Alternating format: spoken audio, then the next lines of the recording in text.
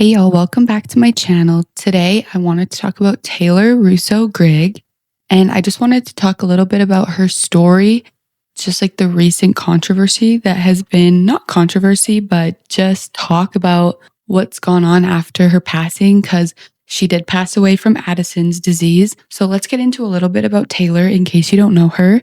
She was known as a Western influencer. People liked to say she was like a buckle bunny, which is basically like a puck slut of cowboys.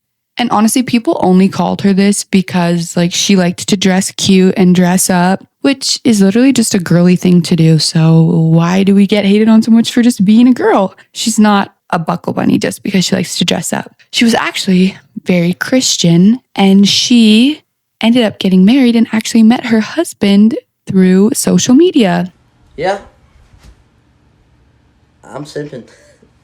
How many likes on this video for me to drive to Stephenville and take you on a date? They both have kind of told stories about it. I don't know exactly if they actually met through TikTok or just saw each other on TikTok, because, I mean, that's a valid place to meet. It's basically like being out in the public.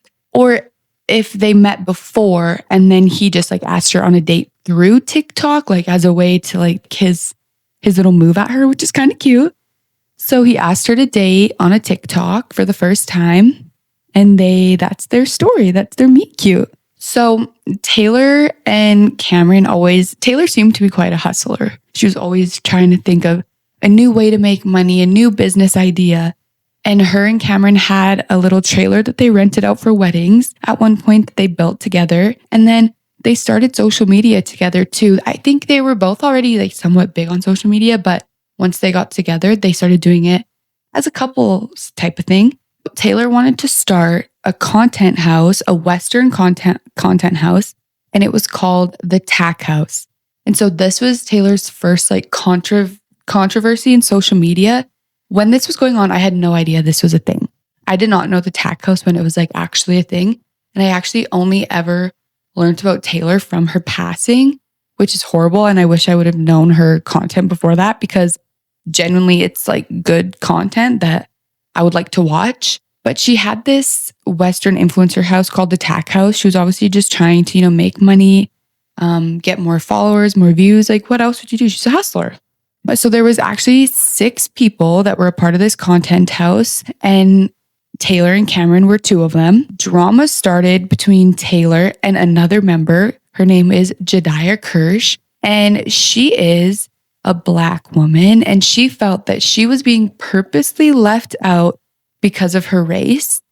And so I found this article. Let's hop into it. We'll read it together about the drama that went down between them and like just the accusations. So let me find the part that I want to find here actually. Okay, let's go into this because it actually is a topic that we should discuss on here together, and I would like to discuss with all of you. But it said, change is exactly what Kirsch and plenty of her peers are aiming for.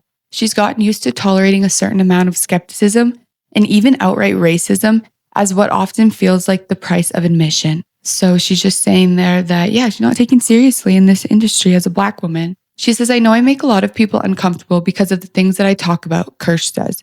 But there are times when I'm uncomfortable in the spaces that I fill in this industry. Sometimes I get invited to parties where I'm the only Black girl there. I'm uncomfortable. You're uncomfortable. We're all uncomfortable. I think it is important to talk about when she says, I know I make a lot of people uncomfortable because of the things that I talk about. I feel like a lot of white people don't like to talk about racism because they fundamentally cannot understand it if they choose not to, because they don't live with it every day. Like I had a relative one time tell me, I thought racism wasn't a thing in this country anymore. And then he met somebody, befriended somebody of another race, and through just seeing their interactions was like, wow, this is a much like bigger problem and more prevalent problem than I ever imagined. So I do see where she's coming from there. However, we'll see if we think that Taylor like was a part of this problem, because this is just a controversial thing that happened. So we can talk about it for sure. She says pushing through that discomfort is something Kirsch sees as a calling, but she didn't necessarily expect that would be part of the gig when she was invited to join forces with a group of fellow Western influencers. This was supposed to be fun. She kept thinking in the days and weeks after it all went so wrong, Billing itself as the first Western content house, the TAC House is located just over an hour north of Dallas in Sherman. A content house is essentially the online evolution of traditional reality shows such as Big Brother, a group of people all aiming to expand their reach on the various social media platforms. Well, I don't think a content house is like Big Brother. They're like doing challenges and like HOH and DeVito. What the hell? I don't think that's a great comparison, but let's keep going. The TAC House is the brainchild of Taylor ROUSSEAU, a Western influencer from Amarillo who has 1.2 million TikTok followers and another 157,000 on Insta, and her fiance, Cameron Grigg, which they spelled his last name wrong, who also lives in the house. ROUSSEAU invited Kirsch to join the collective, which included 3 other social media entrepreneurs in addition to her and Grigg. So I said 6, but it seems like it was only 5. She would be the only Black participant, but she's including her. So racism is when you are trying to like let's say that you're a manager at a job and you're like, I don't want to hire Black people. That's racism because you're actually affecting their ability to like get a job. But the fact that she like hired her, I don't think that doesn't give racism. That actually gives me the idea that she's like, I like this girl. I need something from her. She needs something from me. Let's pair up. You know, it's just 2 people with like-minded goals. In late August, Kirsch packed up her belongings, drove out to Sherman, and immediately started to make videos to the sounds that she and her colleagues were assigned as part of their deals. Artists paid ROUSSEAU in the house to make videos with their songs.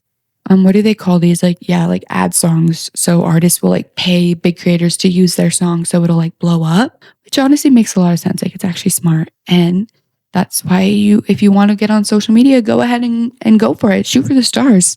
You never know. There's so many opportunities out there. Almost from the beginning, Kirsch started to once again feel like an outsider. She would make videos with her colleagues, post them on her TikTok page, and tag them, but they wouldn't reciprocate. Even the TAC House TikTok page didn't always tag her, including in one video where she and other house members raised an American flag along with a Texas flag and the TAC House flag to audio of the Pledge of Allegiance. It was so easy for them to make TikToks with everybody else, but not with me, Kirsch says.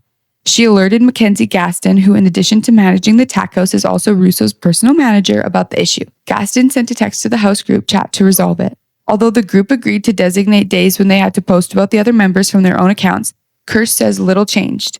Eventually, she expressed her frustration in TikTok form, which I saw lots of videos, even on Taylor's page to this day, of her and Taylor together. So, like, I don't know. Sometimes I feel like maybe because, like, experiencing prejudice, racism is so prevalent that she was maybe just so on guard about it that she almost like self-sabotaged it in a way.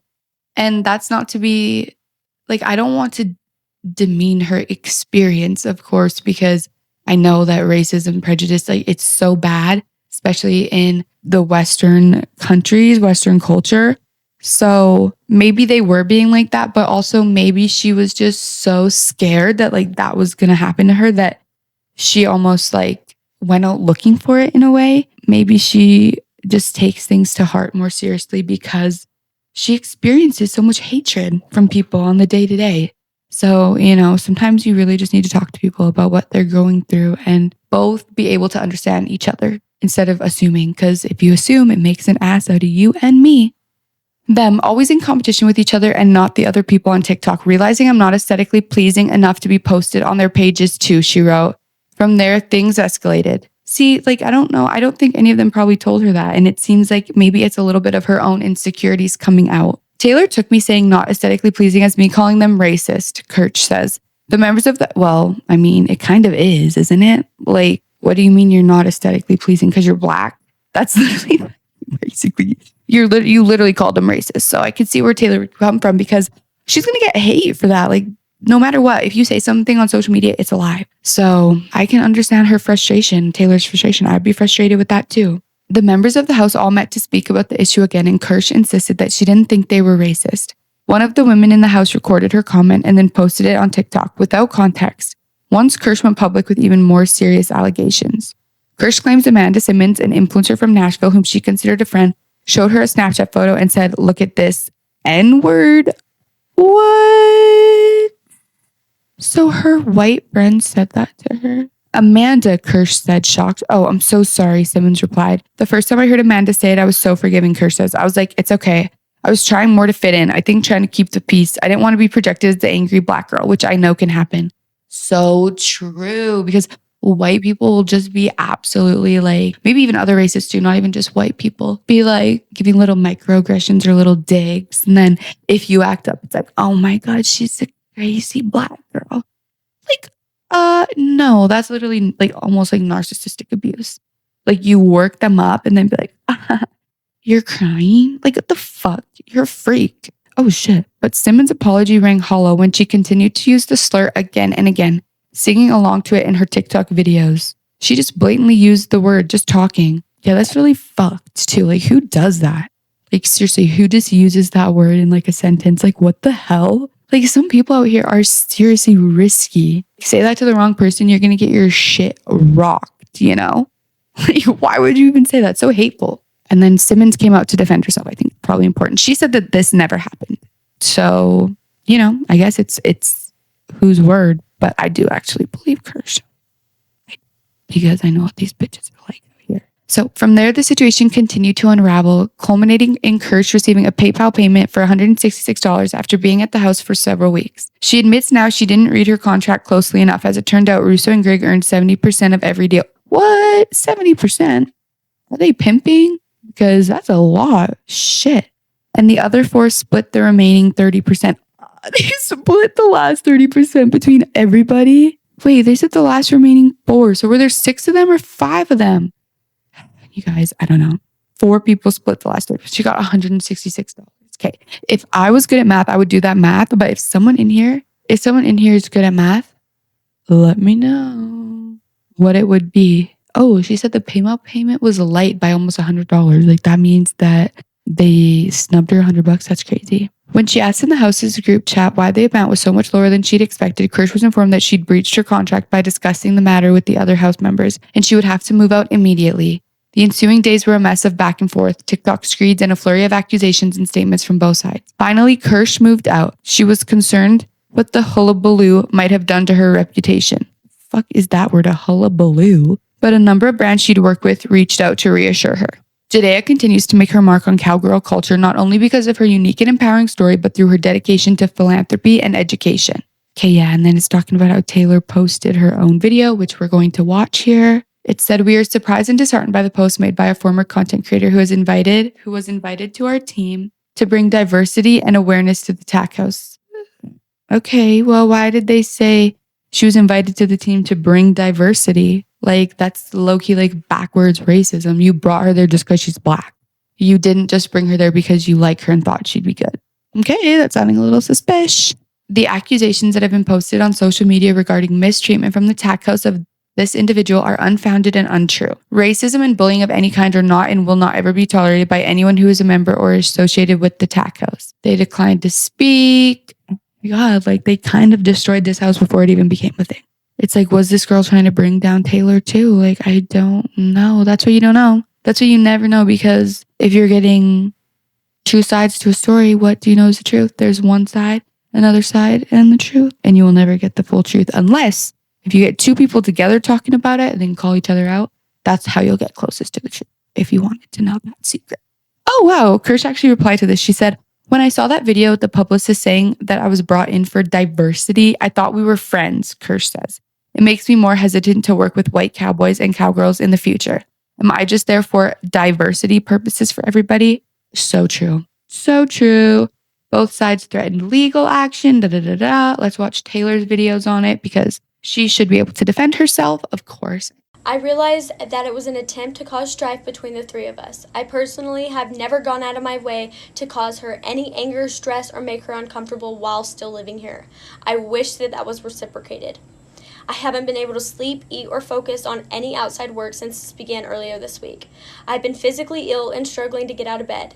There's tons more to the story, there always is, but this is all I can say at this time." It's really important that you listen here to how stressed out this made Taylor and like how sick it made her feel, because it will come and explain her disease and diagnosis that she unfortunately got later in life. But this was something that really stressed her out. And I think that Taylor was actually on the receiving end of Kirsch's bullying.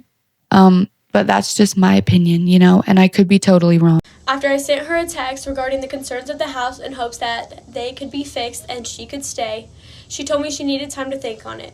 She then came home, was blaring music while I was on business calls, and proceeded to get upset that someone's clothes were left in the floor. She then threw them in the trash can. She threw somebody's clothes into the trash. That is bratty. It's not just your house. If you're going to live with roommates, you got to know that you cannot control the mess. And that's one of the things that sucks about roommates. We also ran into an hour, very intense talk where we both escalated our voices. I tried to handle the entire situation with grace and keep calm, but at certain points I did raise my voice. I don't think she's wrong for having to raise her voice. She's right. Sometimes, like a lot of people, I feel like Taylor herself probably didn't want to be mean to anybody, but also you can't let people walk all over you. So, there's that fine line. At this point, I was hysterical, on edge, and knew I couldn't go on this way. For the sake of this business, my mental health, and every other member's mental health, including Judea's, I felt it was just best that we part ways with what little friendship was left. I was really struggling with being the boss and a friend to her, and it has absolutely broken my heart that this has played out this way. This is sad because it seems like Taylor actually really liked her and wanted to be friends with her and thought that they were going to be great friends. And so Taylor seems like a nice girl. She probably hadn't ever experienced something like that before. So my heart does go out to her. And she would accuse us of such serious allegations. She agreed by text to leave the house on Wednesday, 21st, 2022 at 8 p.m. We offered her a hotel and travel money to cover her expenses. Once she arrived to the house to pack and leave around 11:30 p.m., she called the cops on us. We just wanted to help her if need be and get it done within a reasonable time frame. We did not approach her in an inappropriate way whatsoever. Since then, she has called the police at least 2 other times for various reasons. One being she accused us of changing the locks on the doors so she couldn't get in, and that her key doesn't work anymore. All members can attest that no keys have been given out to any member because the doors are left unlocked all throughout the day and only locked at night. We have never had an issue with someone getting locked out because we only lock the doors while we are asleep. The doors were locked because it was 8ish in the morning and we all went to bed at 3 a.m. the night before because we were dealing with the cops. So we all were asleep, and if she would have called any one of us, she would have been let in. I would also like to note that the back door was unlocked. She still resides in the house today. She has tried to provoke Elva and I into behaving out of anger so she could film our reactions and share them to social media.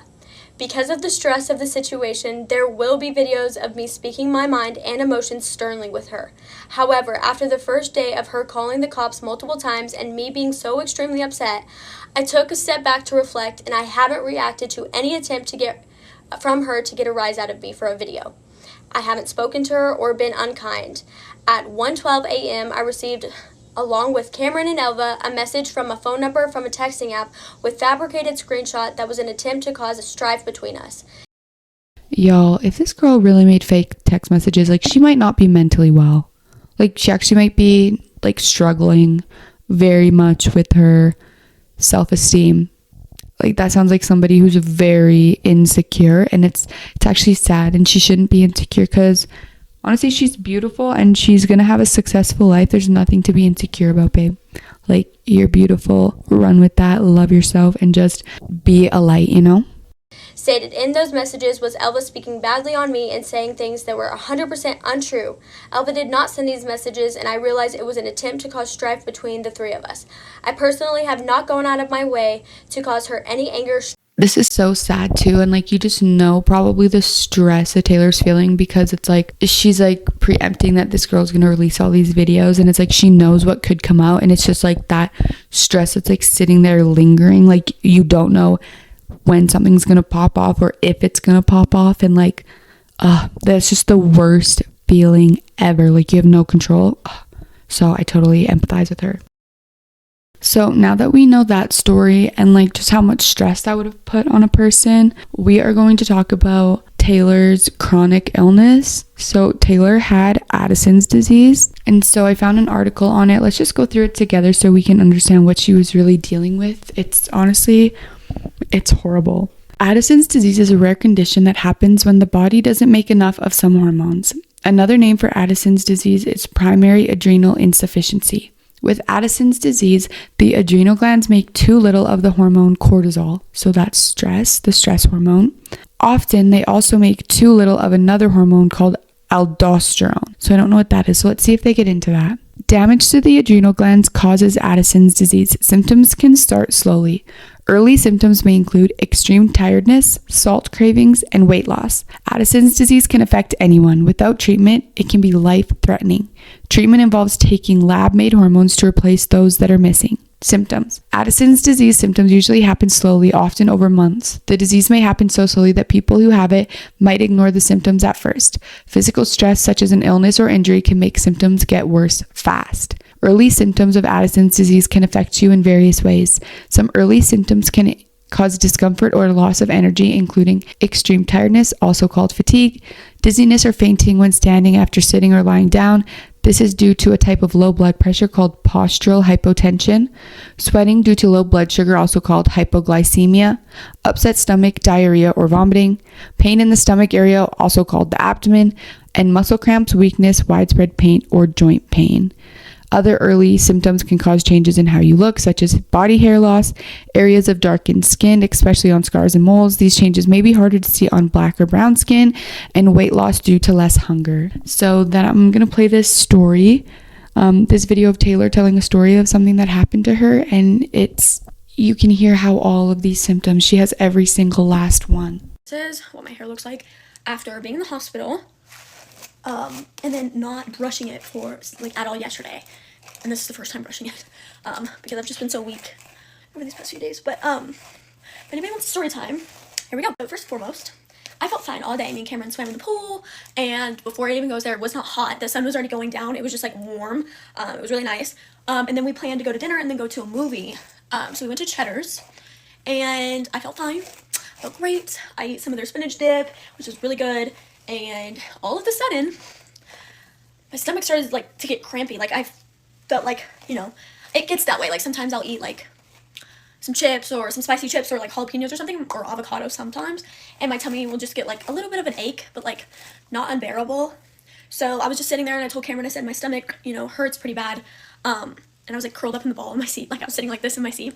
And because I didn't feel good, I thought I would just go to the bathroom, like just to see if I could go to the bathroom. Or if I needed to throw up, which I didn't feel like I needed to throw up, but just, I go, nothing happens. Like, I couldn't do anything. So I go back to the table, take probably like 4 bites of my meal. Like, I got this pasta, which I didn't like that much anyways. I took 4 bites, and I felt like I was going to throw up. So I ran to the bathroom. I was literally puking my guts up. I've never thrown up like that, ever. And all of a sudden, I literally start sweating. So, and I'm not even joking. Like, my face was dripping sweat. And I don't sweat like that. I'm not, like, call me dehydrated. I don't care. But I've never sweated like that in my entire life. And, so my arms start sweating. I can literally see the sweat just rolling off. First of all, I'm in a restaurant, puking up in a toilet. Had to sit on the ground because I felt so sick, which is so disgusting. And yeah, I'm just puking my guts up, sweating profusely. My pink pants, I was wearing these, which is disgusting. I'm going to change today. But they were like turning hot pink because the sweat. I was sweating so bad. What's so bad for the girls that came into the restroom because they could definitely hear me throwing up, and that's disgusting. You know what I mean? Like, hearing people throw up just like makes you want to throw up. And this nice girl brought me a water. She's like, "Are you okay? Here's your water. I hope you feel better." And I was like, "Oh my gosh, you're so sweet." So I'm literally, at this point, had to sit on the ground. I couldn't even drink the water. I could barely get it up on like the toilet paper thing because I was so weak. And so I'm just sitting there. I text Cameron, "Meet me at the pickup now. We need to go." And I could not stand up. I couldn't bring myself to stand up. I was so physically weak. I was still sweating. I was burning up. And this lady comes in to the restroom and says, "Hey, do you need help?" Because she sees me obviously sitting on the floor, and she might have heard me throwing up before that. And it's an older lady, poor thing. And I reach up and I open the door, and I'm like shaking. And I'm like, "I think I'm gonna pass out. And she's like, I got you. She helps me up on the floor. And Cameron calls me, and so I answer it, and I said, "I have this lady helping me out, but I don't feel good. I feel like I'm gonna pass out." And the lady's like, "No, you're not. We're gonna get you there." And she's like, "We're looking for a pickup." And I was like, "Yes." And then as soon as we get outside, like there's like the door and then a pathway. As soon as we get out that pathway, I black out in front of a restaurant, like the whole restaurant. Yeah, like go completely black, dead weight. This older lady's carrying me and screaming help, apparently. And yeah, I just passed out. I don't know for how long, but right about that time, Cameron, I guess had this gut instinct to come in, and he saw me fall. And yeah, then they called the ambulance. And I woke up, I was like, "Please don't call the ambulance." But I mean, you kind of have to because I passed out in a restaurant. But I hate going to the emergency room. Like, it's a scam. They rip you off. That's how I feel. So I ended up going to the hospital, and the doctor told me it was a stomach bug, most likely. I've never had a stomach bug like that, ever. And, like, that's the thing. Within the hour, I was 100% better. Like, I felt better. I could, like, my tummy still kind of ached, but, like, I didn't feel like I wasn't sweating anymore. I wasn't nauseous. I didn't throw up again.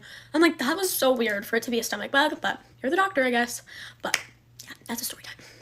It says early Addison's disease symptoms also can affect emotions, mental health, and desires.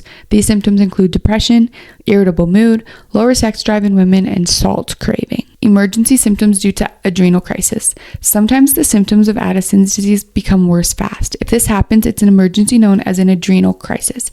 You also may hear it called an Addisonian crisis or acute adrenal failure. Call 911 or your local emergency number if you have Addison's disease with any of the following symptoms. Like, how scary is that?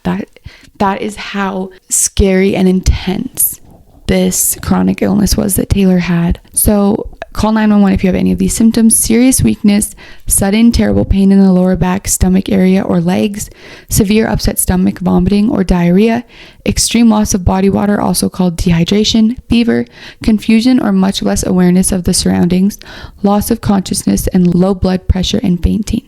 Without fast treatment, an adrenal crisis can lead to death. You guys, that makes me sick to my stomach. When to see a doctor. See a healthcare professional if you have common symptoms of Addison's disease, such as long-lasting fatigue, muscle weakness, loss of appetite, darkened areas of skin, weight loss that doesn't happen on purpose, serious upset stomach, vomiting or stomach pain, lightheadedness or fainting with standing, and salt cravings. Get emergency care right away if you have any symptoms of an adrenal crisis. You guys, that is so scary. Let's talk about it some more, just because we should probably bring some light to this disease, because, it's best to educate. You may be able to save a life, or at least give somebody answers that they need. Causes. Damage to the adrenal glands causes Addison's disease. These glands sit just above the kidneys. The adrenal glands are part of the system of glands and organs that make hormones, also called the endocrine system. The adrenal glands make hormones that affect almost every organ and tissue in the body. The adrenal glands are made up of two layers. The inner layer, called the medulla, makes hormones such as adrenaline. Those hormones control the body's response to stress. The outer layer, called the cortex, makes a group of hormones called corticosteroids. Corticosteroids include glucocorticoids. These hormones include cortisol, and they affect the body's ability to turn food into energy. They also play a role in the immune system that help the body respond to stress. Mineralocorticoids.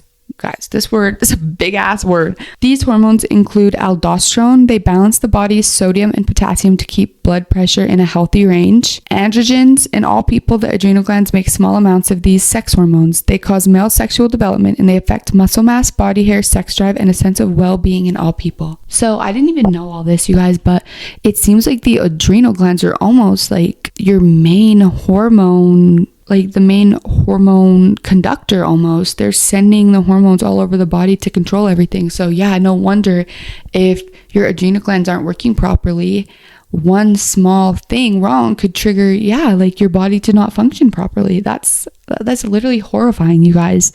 And she was living with this every day. Addison's disease also is known as primary adrenal insufficiency. A related condition is called secondary adrenal insufficiency.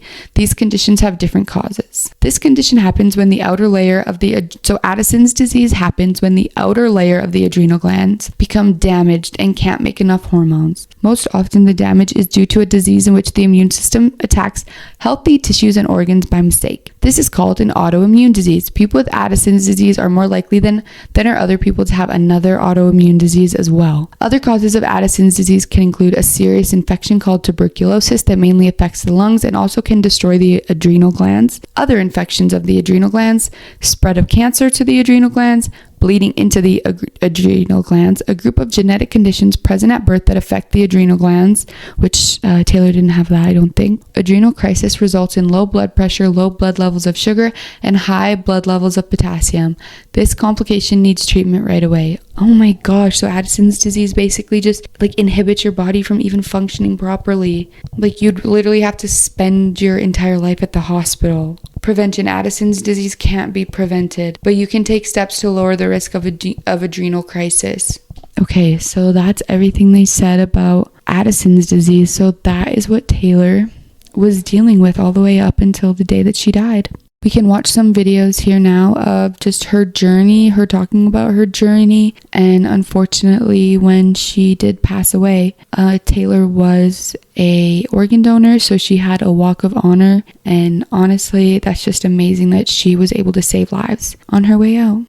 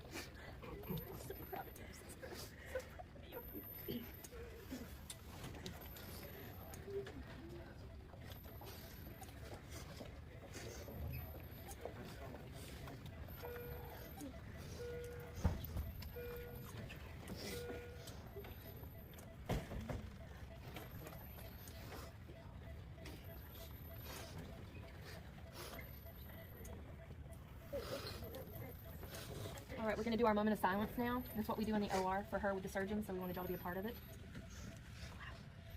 We gather today for a common cause, to join in the care of Taylor Grigg, whose generous gift brings renewed life to those in need. To all those who are touched by what we do here today, let us not forget that it began with the gift of this one person. May this last act of charity be a testimony to their legacy. Please join me in a moment of silence to honor the life of Taylor.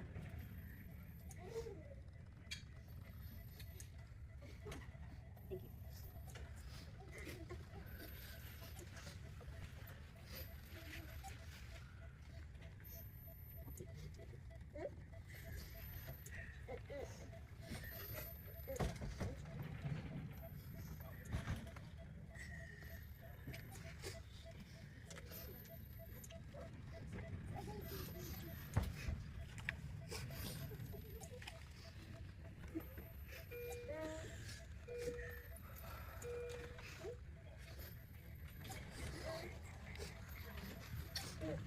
All right, we're going to move to the OR. Has everybody got to say their goodbyes?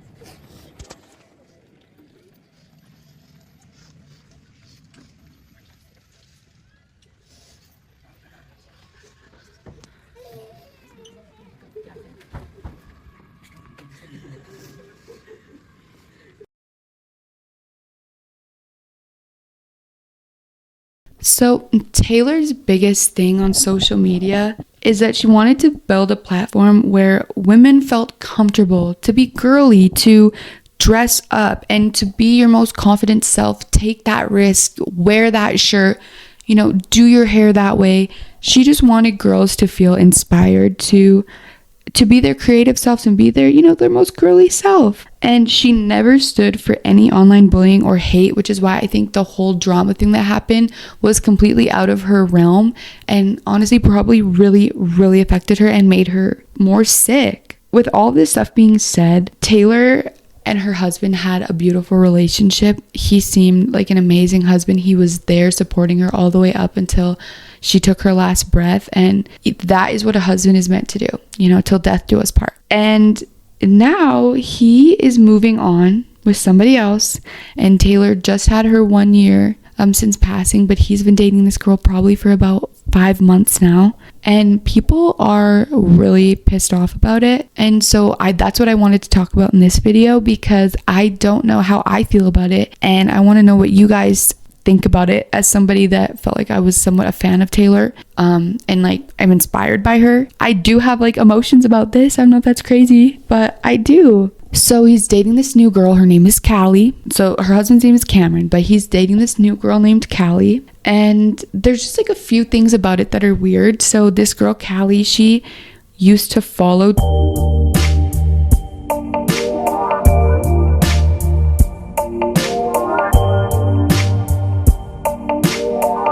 Taylor, and people even found pictures of this girl wearing like what looked like to be Taylor's literal clothes all times after Taylor had passed.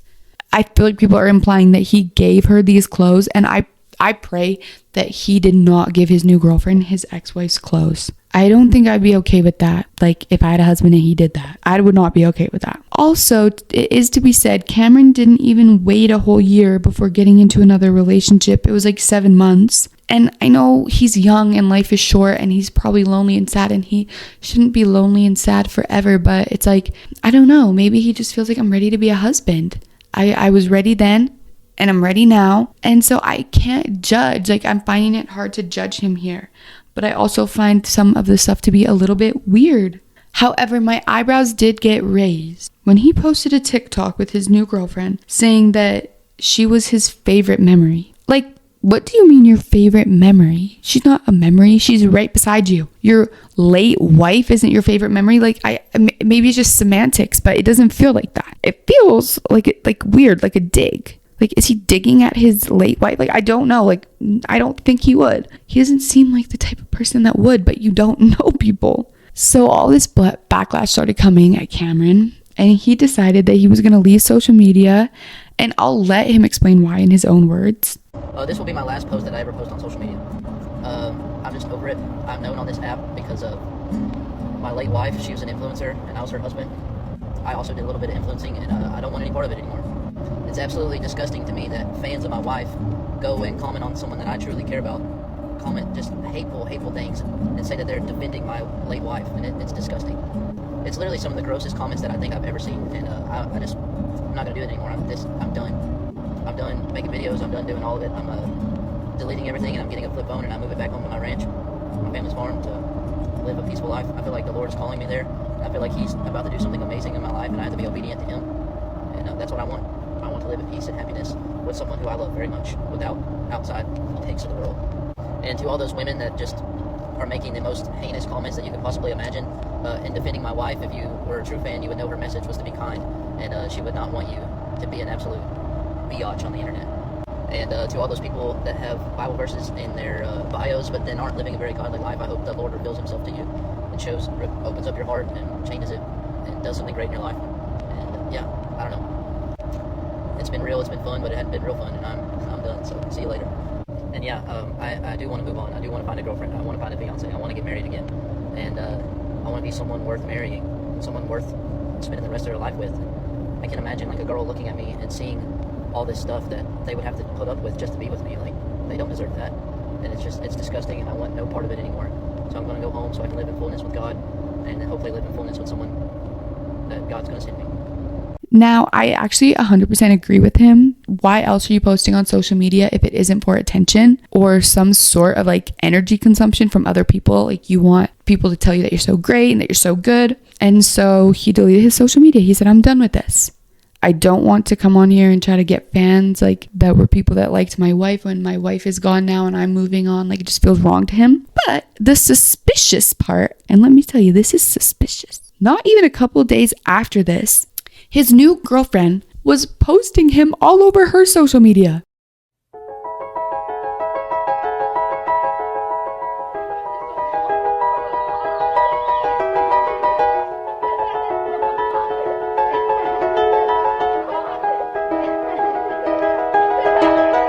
It was just two lovers sitting in a car, listening to blonde, falling for each other. Pink and orange sky, feeling super childish, no down the clever. Missed call from my mother, like where you at tonight, got no all about it, I was all alone. With the love of my life, she's got glitter for skin, my radiant beam. And people did have something to say about this in the comments. So some girls were saying, moving on is okay. Talking about your new girl being your favorite memory is wild. She's not talking about him moving on, but he's deleting and unpinning stuff. Your next love after losing a spouse should want to honor them, not compete with someone who is no longer here. So true. Someone said, I'm all for him moving on, but him deleting her stuff and not mentioning anything on her B-Day was devastating. Sorry for the dramatics, but damn, Taylor would be crushed. He sent the new girl flowers 3 months after Taylor's death, and people are saying Taylor handpicked her. So disrespectful. Yeah, that's not looking good. That's not looking good. I don't know. That's just, guys, that's not looking good at all. But yeah, the girl literally posting videos of him after he said, I'm done on social media. Like, did she do that because she knows that he won't see it now? Because he doesn't have social media? She's like waiting for the day that he deletes it. She's like, let's go. The post was already ready. She's like, click. Send. The draft was already completed, y'all. I don't know. This girl is seeming a little bit psycho. It's giving the Melody Miles and Riley Siraj situation. If you didn't see that video, go watch it, because that shit is crazy too. Like, are these bitches stalking these dudes and being crazy? Like, I honestly want to know. And is it wrong of them to do it? That's the bigger question, and I don't know if it is. Like, if you want to find your partner, you gotta get after it. You got to get after them. So I don't know, you guys. You let me know. Anyways, it's pretty clear that Cameron has a type, because this girl looks exactly like Taylor. Like, blonde hair, blue eyes, cowgirl. And like, that probably is his type. And sometimes the only way to get over a breakup, or in this case, it's a death of a spouse, is to move on with someone new. And that's totally okay. And I get that some people, that is what they need to do. It's still weird to say that the new girl is your fave memory. That is still fucking weird though. However, it's clear that Cameron was heartbroken when he lost his wife.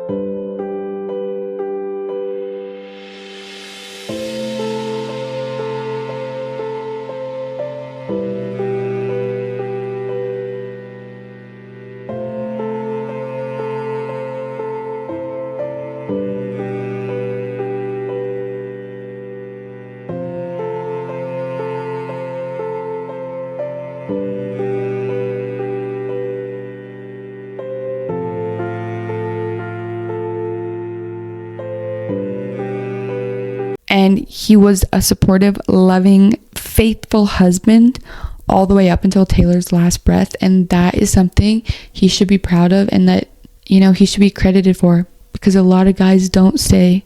And maybe you say it's the bare minimum, but it's not. It really takes someone loving you to take their vows seriously. A lot of people don't. To me, I think it's amazing how Taylor's story is still impacting people to this day. And I'm here making this video right now, and she's been gone for a year, and yet she's touched me so much that I want to talk about her and talk about this situation. And I don't want this video to just all be about drama, because somebody lost their life and it was ended way too soon. And I just want everyone who watched this video to understand the person that Taylor was and the message that she wanted to leave, and to just uplift each other and be happy for other people's successes as if they were your own success. And, don't let anybody dull your sparkle. Be your truest self, and the right people will love you for that. It was great talking to you guys. Let me know what you think about all this crazy drama, and if you think the girl is a little bit weird, and if she did go after Cameron because he knew Taylor, it wouldn't be that crazy if she did. A lot of girls would do it. They just don't want to admit it. But yeah, let me know in the comments what you think. It was great talking to you guys, and I'll see you in my next video. Bye.